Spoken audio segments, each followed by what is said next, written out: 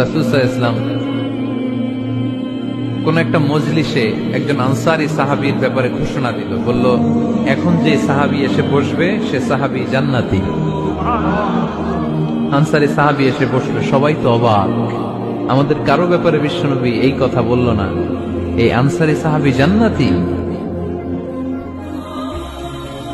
আবার কয়েকদিন পরে আরেকটা মজলিসে বিশ্বনবী আবার ঘোষণা দিলেন, এই মুহূর্তে এমন একজন সাহাবী এসে এইখানে বসবে, এই সাহাবীটা জান্নাতি।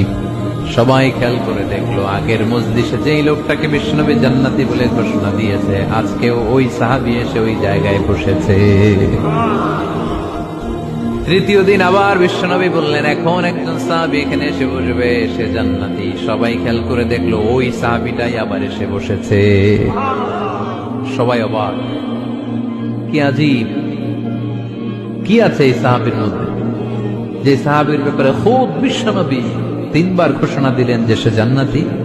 সবচেয়ে বেশি অবাক হয়েছিলেন সাইয়েদনা আব্দুল্লাহ ইবনে আমর ইবনে আল-আস।